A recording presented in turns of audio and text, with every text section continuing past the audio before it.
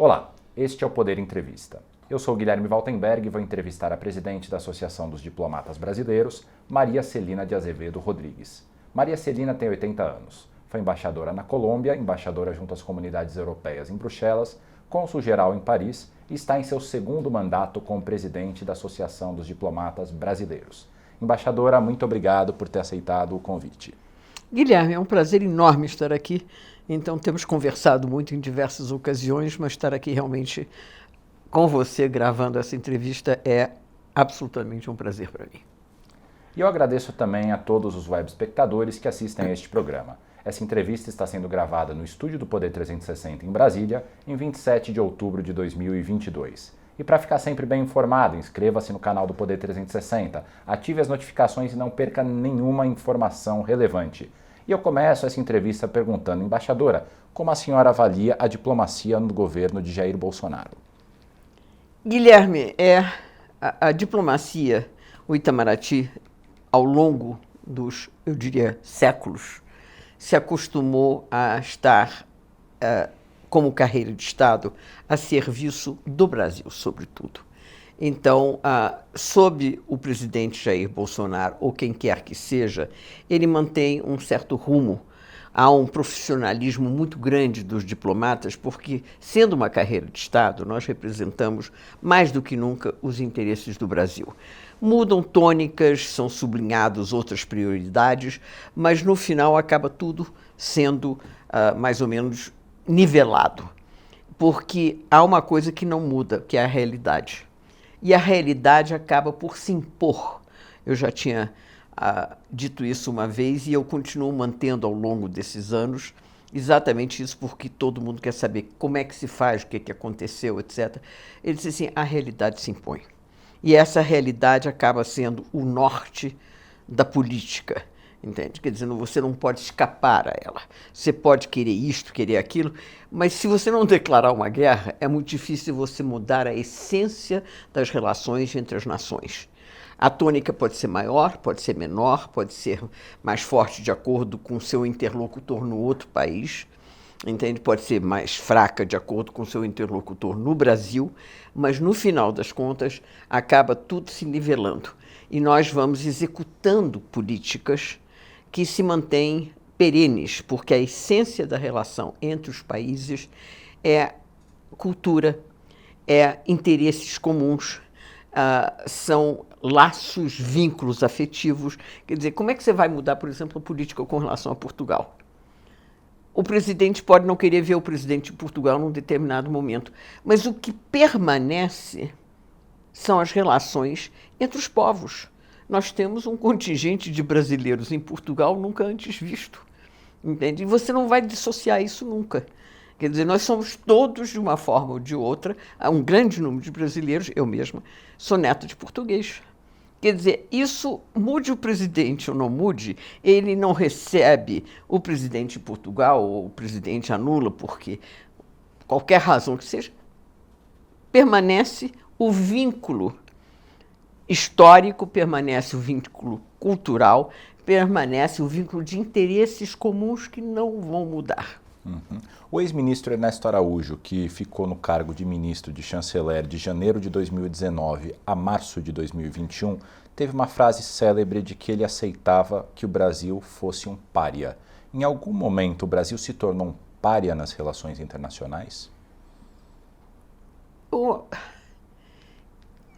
Eu espero que não, então, honestamente, porque eu acho que qualquer que seja a análise que os outros países possam fazer da nossa política externa, permanece aquela visão estável de um Brasil sério, de um Brasil competente, de um Brasil de grande potencial, entende? E isso é o que permeia.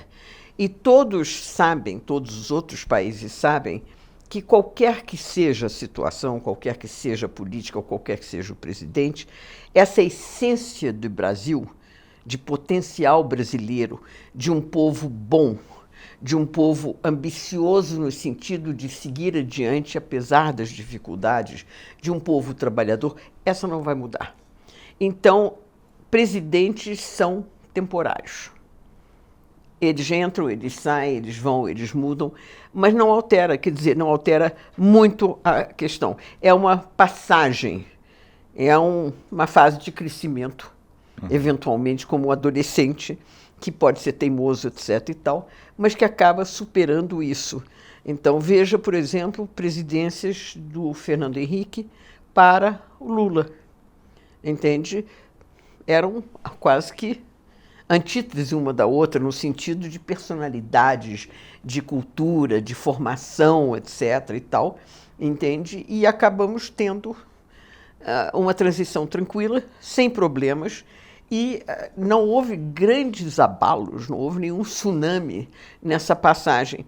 Da mesma forma, o tsunami que tem ou teve, passa também, entende? Então, o pária, se existe ou não existe, será sempre temporário.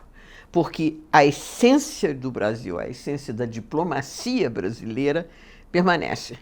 Uma coisa que a gente observa bastante aqui em Brasília, a gente que acompanha o cenário político e também dos ministérios, é que o Ministério das Relações Exteriores, o Itamaraty, por tradição, ele é um ministério que costuma se pronunciar de maneiras amenas e sem grandes rompantes. Com o ministro Carlos França, o Ministério das Relações Exteriores saiu do noticiário por declarações, esse tipo de coisa. Ele trouxe de volta ao Itamaraty a sua normalidade histórica? Ele trouxe de volta, talvez, uma certa serenidade, uma falta bem-vinda de visibilidade. A diplomacia se exerce no silêncio, nos bastidores. Então, não é que seja confidencial ou secreta, mas você não anuncia, então, porque senão se enfraquece a sua posição como negociador, que está fazendo um acordo com a Argentina e que vai levar a melhor e que vai impor taxas tais, etc. e tal. Você não anuncia nada, você negocia. E vai levando a negociação no dia a dia, tentando impor ou levar, negociar a vantagem para o seu país. Se você começa a anunciar isso nas páginas dos jornais, e se eu vier e te disser, Guilherme, estamos fazendo isso, e você puser isso nas primeiras páginas, você pensa que a Argentina vai querer sentar para conversar comigo? Nunca. Vai simplesmente dizer assim, não, peraí, eu estou sendo humilhado, porque agora vão saber que eu cedi.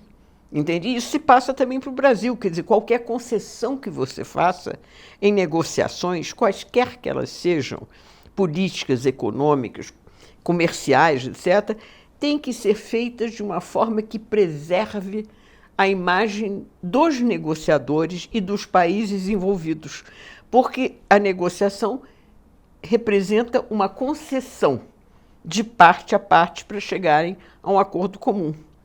E ninguém gosta de ser visto como tendo concedido, porque pode ser interpretado como um sinal de fraqueza. Mas não, é saber conceder aquilo que se pode conceder de maneira a obter um bem maior. Entende? Mas você não vai admitir em público que você cedeu, entende? Porque aí você enfraquece. E se isso se fizer antes de concluir a negociação, você destrói a negociação.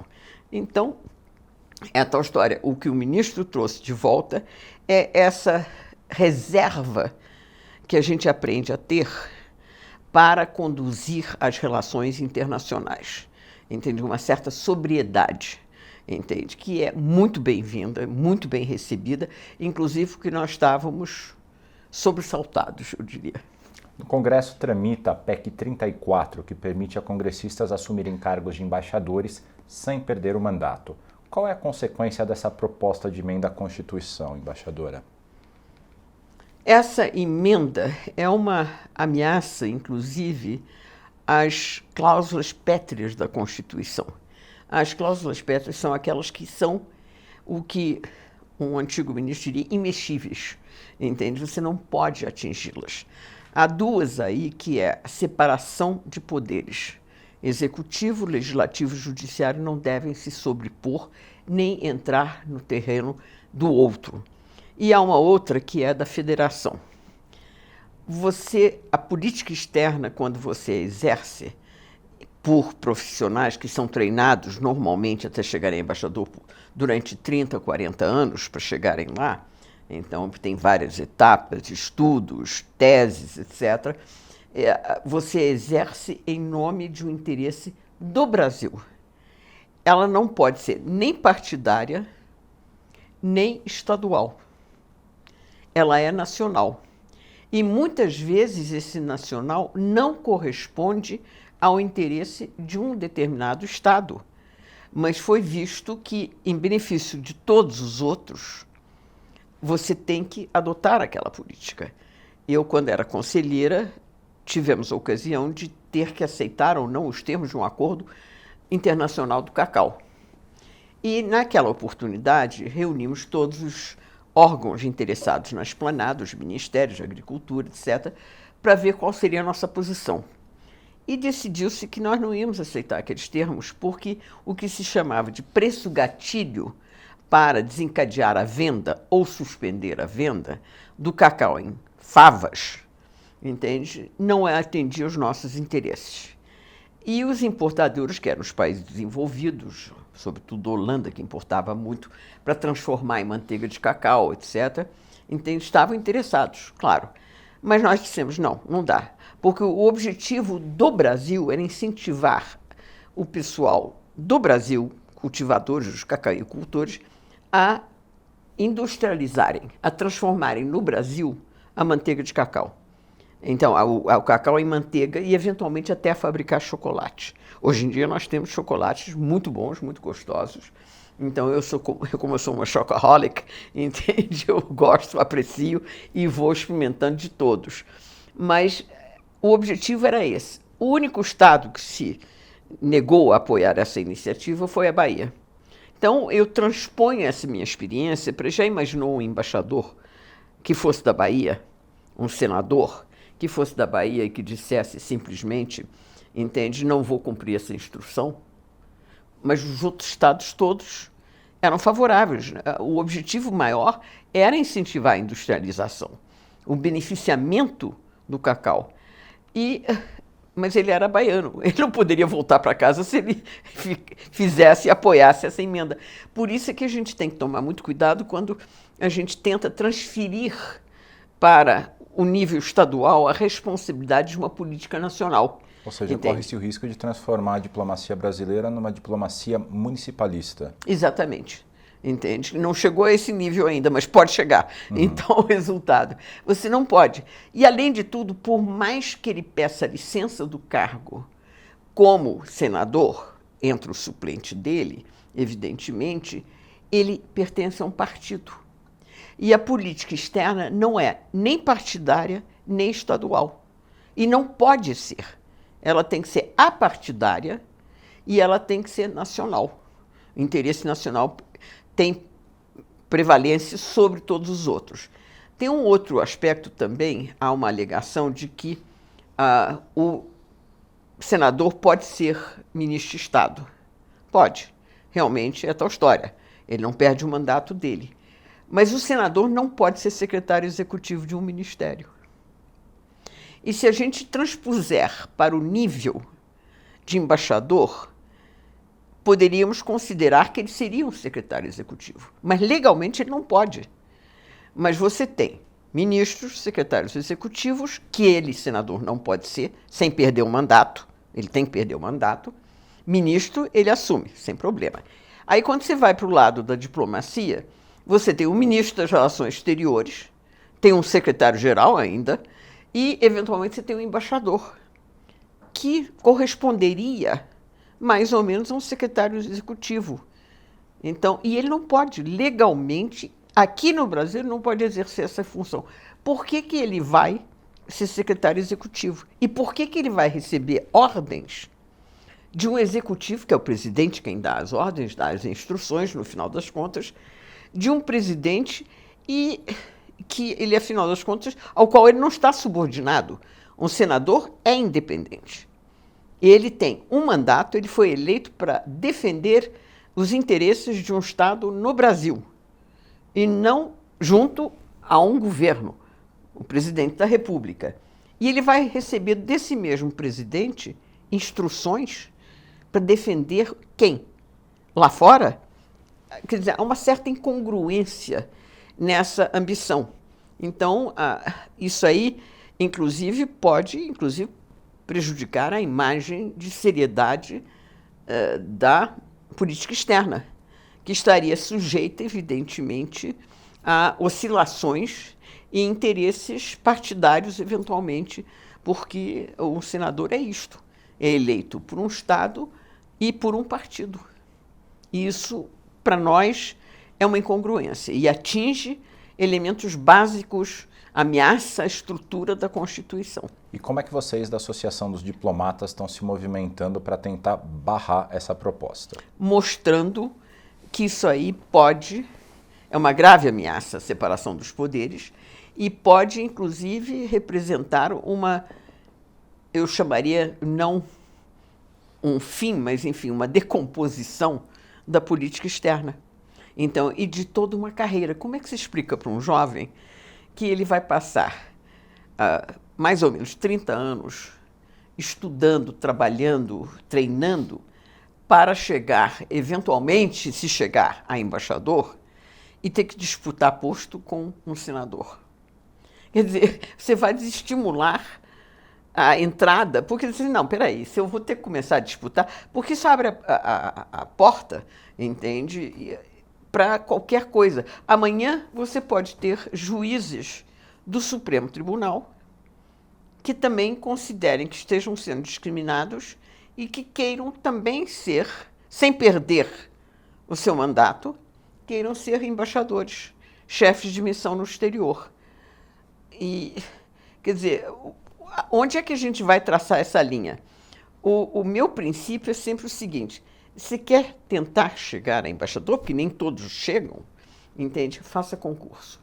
É um concurso ultrademocrático, ultra secreto, na medida em que ele é anônimo, não são conhecidas as pessoas que estão fazendo, porque são destacadas das provas, os nomes, eventualmente, totalmente separadas ante os corretores. Então, quer ser, faz concurso, entende? É um meio democrático, prepare-se. E é um preparo que envolve não apenas estudos, etc., mas é um preparo que joga o diplomata ao longo da sua carreira em circunstâncias e condições, às vezes, muito adversas. Eu penso particularmente nos meus colegas, por exemplo, que nesse momento estão na Rússia, estão na Ucrânia. Entende? Quer dizer, os da Ucrânia ameaçados de bombardeio a qualquer momento. Os da Rússia sofrendo todas as consequências de embargos, etc. e tal, e muitas vezes até com dificuldades de conseguir ter salário para trocar, porque não podem mais os bancos estrangeiros operarem lá. Só os bancos russos, que pagam muito menos. Então, você tem uma série de condições e de sacrifícios ao longo da vida.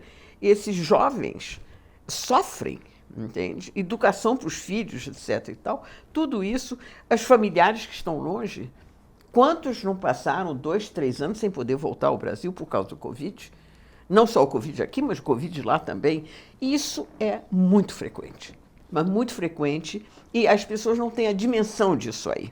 Então, quando você diz para um jovem que ele, quando mira e se esforça para chegar a embaixador, ele vai ser atropelado por fora por outros candidatos, entende? Você vai cortar o interesse da instituição, dos candidatos eventuais, entende? Você tem uma ameaça à carreira, à instituição, que é uma instituição de excelência e conhecida como tal lá fora. Por isso, inclusive, o chegar a ser pária, por chegar a ser desprezado, não cola, porque a imagem que o Itamaraty tem é de seriedade. Então, tudo que se possa passar ou não passar nesse momento é visto como temporário, entende? Ou seja, o Brasil... Porque a nossa imagem é de excelência, entende? Certo. Ou seja, se o Brasil aprovar essa PEC, aí sim a gente pode acabar virando uma espécie de um pária diplomático. Seria algo nesse sentido, com o tempo. Nós podemos não virar um pária, mas não sermos mais levados a sério. Entende? Não chega a ser pária, porque é difícil você colocar como pária um país dessa potência, etc. e tal. Então, mas não sermos mais levados a sério porque não sabem mais com que diplomacia estão lidando. Entende? Quer dizer, nós estamos servindo a um país ou estamos servindo a tendências ou interesses outros? partidários, estaduais, etc. Entende? Isso abre comportas para vários abusos, entende? Então, resultado, eu concordo, quer ser embaixador, pode ser nomeado não tendo mandato, justamente para desvincular totalmente de interesses partidários ou estaduais. Ou se não abre mão do mandato, que é uma outra possibilidade também, Pode, não é? mas tem que renunciar. Tem que renunciar. E hoje no Senado, quem são os senadores que articulam a favor dessa PEC? O presidente da CCJ é o grande motor. A emenda foi dele. Há várias constituições que é mantida aquilo que poderá ser designado, mas nunca no exercício do mandato. É sempre tendo saído do mandato. Então, quer dizer, tendo renunciado ao mandato ou já sendo ex-senador, etc. Mas o senador Davi Alcolumbre, por razões que lhe são próprias, considera isso uma discriminação. Porque se você pode ser ministro de Estado, por que você não pode ser embaixador? Aí eu já expliquei. Pode ser ministro de Estado? Sim. Não pode ser secretário executivo, internamente do Ministério dos Transportes, etc. Não pode. Então, é a tal história. E ele se colocaria numa situação de secretário executivo. Ele é o principal motor. Ele e a base, enfim, o partido dele, etc., são os principais motores. Mas tem muitos senadores que são contrários, que acham que isso aí é terreno em que não se mexe.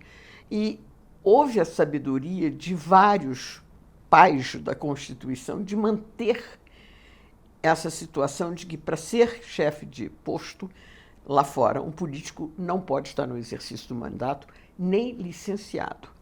Isso foi discutido em várias constituições, foi um debate longo, entende? E sempre foi rejeitado. E agora, de repente, nós voltamos a ter isso. E pelo que eu estou sabendo, Guilherme, agora haveria, inclusive, transitando no Congresso, uma emenda ao projeto da emenda constitucional da PEC 34, chamada, apresentada, que permita deputados estaduais também serem chefe de missão diplomática no exterior. E sem perder o mandato. Sem perder o mandato. Qual que seria a consequência disso também? A consequência que a expressão que eu usaria é a seguinte: quando é que teremos os vereadores? Então, porque nós abrimos a porteira, entende? Quer dizer, qualquer um pode ser diplomata. Agora, quer dizer, não há absolutamente limite. É preciso lembrar que, respeitavelmente, senadores, deputados estaduais ou federais têm o que se chama imunidade parlamentar. Eles dizem o que querem na hora que bem entendem, lá em cima, dentro do Congresso, dentro da Câmara, dentro do Senado. Nós não temos imunidade parlamentar. Nós temos, pelo contrário, um treinamento para dizermos coisas com muita ponderação e muito equilíbrio, porque as palavras pesam. E nós sabemos que essas palavras pesam. Então, quando nós nos pronunciamos, nós sempre medimos o impacto dessas palavras sobre o contexto. Eu me lembro que o ministro Guedes, recém-indicado para o cargo, quando o presidente foi eleito, alguém da imprensa perguntou a ele: o que vamos fazer com o Mercosul? E ele disse: não tem importância. Evidentemente, isso aí semeou o terror entre os empresários que têm escritórios em Buenos Aires, porque a Argentina, inclusive foi feita depois uma pergunta específica sobre a Argentina, não, isso aí absolutamente não tem que ser levado em consideração, uma coisa assim, nesse gênero. Ora, esses empresários abriram escritórios para poderem efetivar, para poderem apoiar suas exportações de frangos, de peças automotivas, etc. e tal, uma série delas. Quer dizer, tocou o horror entre eles, na época, porque como é que a Argentina ia receber isso? Você não pode, simplesmente não pode, entende? O Paraguai ficou em pânico quando o ministro Guedes disse simplesmente que o Paraguai era o estado mais rico brasileiro. Se um diplomata brasileiro diz uma coisa dessas, eu acho que ele é chamado de volta, entende? Pois até porque é mentira. O estado de São Paulo e o estado de Minas Gerais são mais ricos são que o Paraguai. Ricos, pois é. O estado de São Paulo, inclusive, é mais rico que a Argentina. Exatamente. Então... Mas o fato é que ele disse isso. E eu tenho certeza que ele não o fez por mal, mas o fato é que quando você faz uma declaração dessas, entende? O presidente do Paraguai chamou o embaixador para saber que história é essa. Quer dizer, nós tínhamos acabado de anexar na cabeça deles o Paraguai, entende? E isso é um tema muito sensível no Paraguai. Tivemos uma guerra com eles, exato, né, já no tivemos passado. uma guerra. Então você não pode brincar dizendo que o Paraguai, ou insinuando, deixando no ar. Isso é uma coisa que nós somos treinados a entender, que eu não posso sair brincando com uma coisa dessa, quer dizer, brincando ou falando. Claro, o ministro Guedes diz o que ele quer e certamente não teve essa intenção. Nós somos treinados para pensar 10 vezes, rapidamente, inclusive, porque você não pode hesitar muito, antes de fazer qualquer tipo de declaração dessas. Porque sabemos a interpretação do outro lado. Quer dizer, nós temos... O nosso treinamento, na verdade, é de experiência de anos de trabalho, em que você sabe como é que vai repercutir, porque você se coloca... Eu era negociadora em muitos fóruns multilaterais, quer dizer, com todos os países, então, em negociações comerciais, negociações de produtos químicos perigosos para a saúde, etc. E eu tinha que conseguir me projetar no outro país, para entender qual era a posição dele. Então, até onde eu podia empurrá-lo, até onde eu podia imprensá-lo, pressioná-lo, etc. É uma questão muito delicada, porque você tem que levar isso com luvas de pelica, calmamente, objetivamente, para não ofender, porque se você ofender, entende, ele vai recuar. Entende? Você não pode deixar a sua contraparte numa situação incômoda em que ele se sinta pressionado, o que ele se sinta contra uma parede sem alternativa, porque ele vai começar a dar pontapé. Uhum. E aí você não chega a lugar nenhum. Então, esse tipo de sensibilidade talvez falte em certas horas, porque se você está acostumado a ter imunidade, então, e se você está acostumado a ser ministro, está se acostumando, você tem o direito de dizer o que você quiser, entende? Se diz o que você pensa, entende? E o resto se vire, entende? Literalmente, quer dizer, o problema não é meu, é dele, entende? E essa sensibilidade nós não podemos deixar de ter. Nós temos que trabalhar essa sensibilidade. Nós não temos imunidade para nada. A nossa vida é totalmente controlada. Então, é um negócio assim de... Às vezes, eu sempre digo, outro dia eu falei com crianças de escola que foram ao Itamaraty, que nós financiamos para eles verem uma exposição sobre diplomacia. E era de idade média. E eu disse, olha, é um sacerdócio. É igualzinho, quer dizer, tem uma coisa que uma vez padre para sempre, porque eles são. Uma vez diplomata, você é diplomata em qualquer momento. Se eu sair no inverno correndo, entende, com um guarda-chuva como única proteção contra o frio, entende, completamente como eu vim ao mundo, eu não sou Maria Celina. Eu sou uma diplomata brasileira louca. Então, resultado. Porque esse rótulo cola. Eu não posso fazer nada que eles possam pegar e projetar a imagem do meu país negativamente, porque será sempre isto que vão ver na minha pessoa. Então, você tem que tomar muito cuidado, entende? Quando você faz isso, quer dizer, eu me lembro, meu marido uma vez me dizendo, num show do Jair Rodrigues que nós tínhamos levado para a Colômbia, numa noite beneficente, que eu comecei a sambar. Ele olhou para mim e disse assim, eu não sei se embaixadora pode sambar. Brincando. E eu peguei, se pode, isso aí não está proibido, entende? Isso não faz mal ao país. Mas eu me lembro desse comentário dele, eu comecei a rir, porque realmente você é vigiado o tempo todo. Porque, você é uma diplomata brasileira para o bem ou para o mal. entende? E sempre vai ficar aquela impressão. Por isso, você tem que tomar muito cuidado, porque as profissões não necessariamente são intercambiáveis, entende? Absolutamente. Quer dizer, um negócio assim que não é assim, você troca de lugar, entende? Como quem troca de cadeira. Eu vou sentar aí, eu viro repórter, eu vou te interrogar sobre os aspectos. Não tenho. Eu não tenho o treinamento que você tem, entende? Eu não tenho a expertise que você tem, as técnicas de interrogatório, então, que você tem. Não dá. Essas coisas são muito delicadas. A senhora mencionou agora há pouco o Mercosul. Existe um debate em curso para a formação de um bloco de livre comércio entre o Mercosul e a União Europeia. Na sua avaliação, quais são os prós e quais são os contras dessa possível aliança? Seria ótimo se conseguíssemos.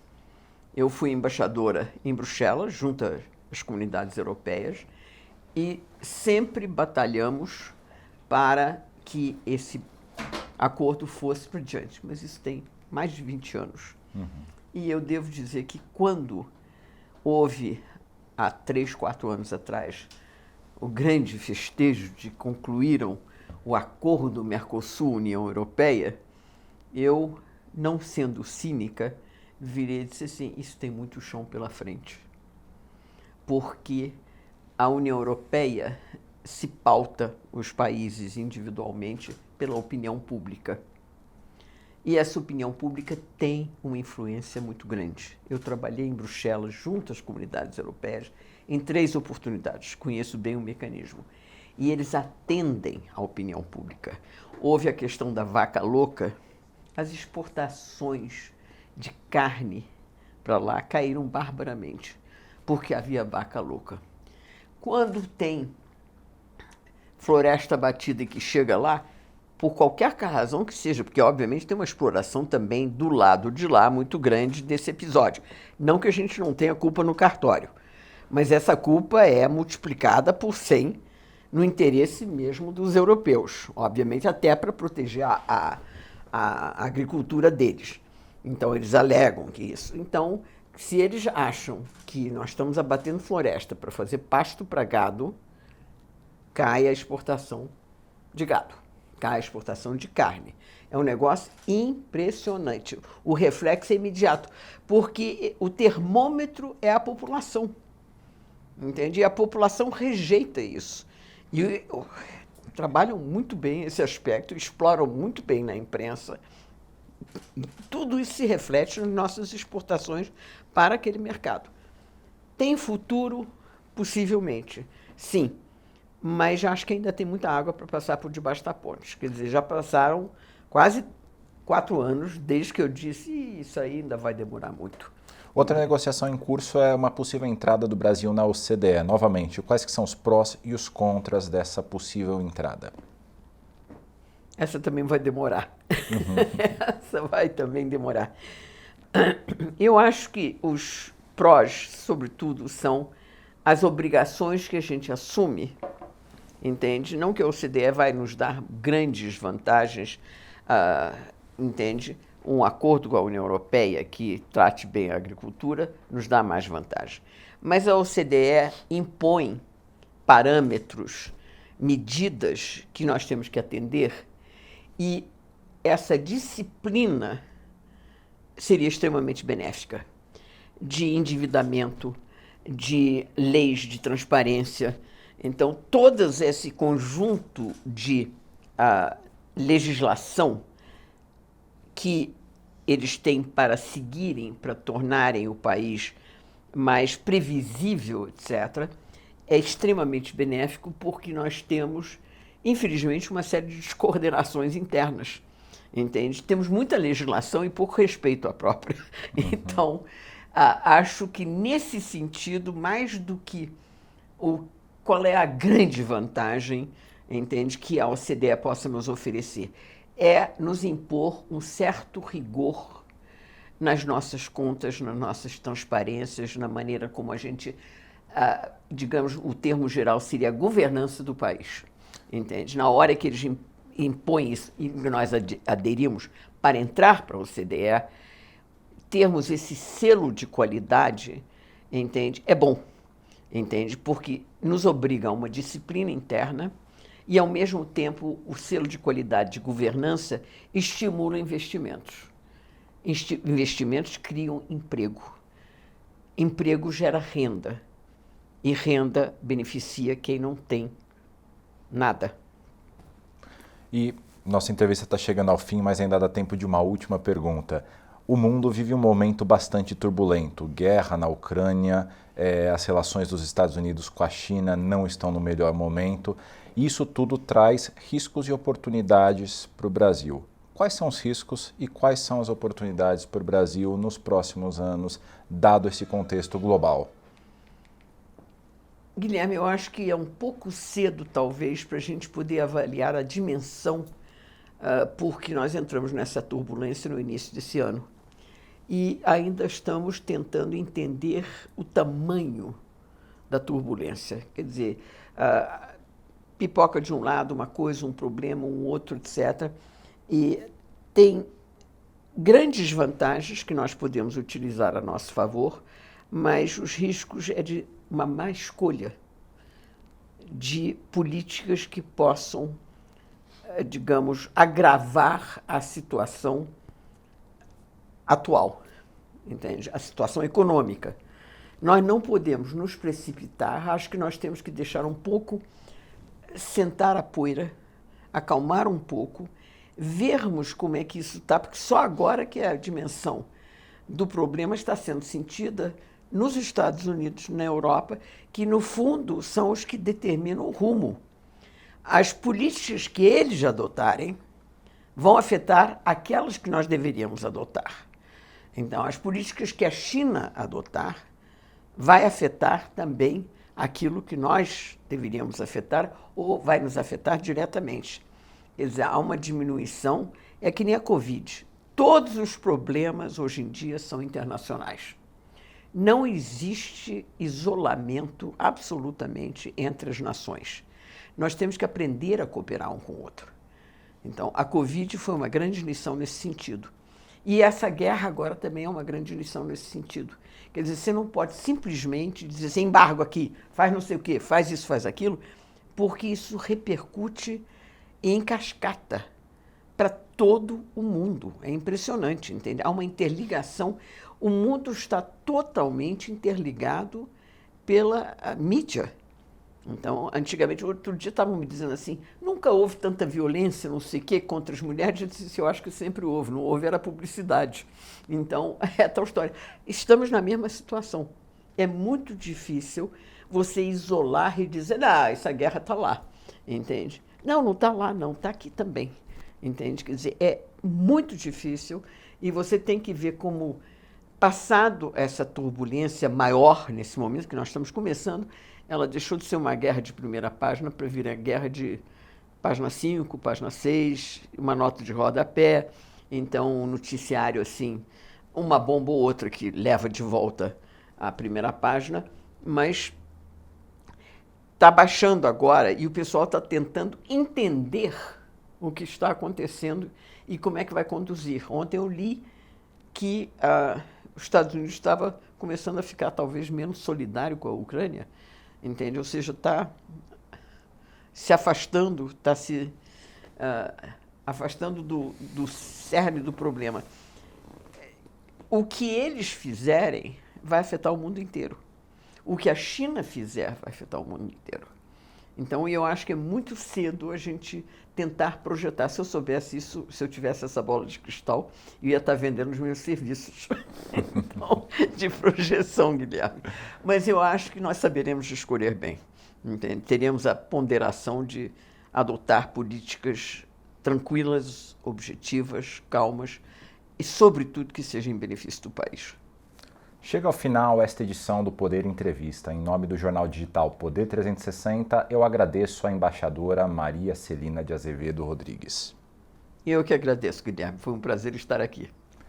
Agradeço também a todos os web espectadores que assistiram a este programa. Essa entrevista foi gravada no estúdio do Poder 360, em Brasília, em 27 de outubro de 2022. E para ficar sempre bem informado, inscreva-se no canal do Poder 360, ative as notificações e não perca nenhuma informação relevante. Muito obrigado e até a próxima.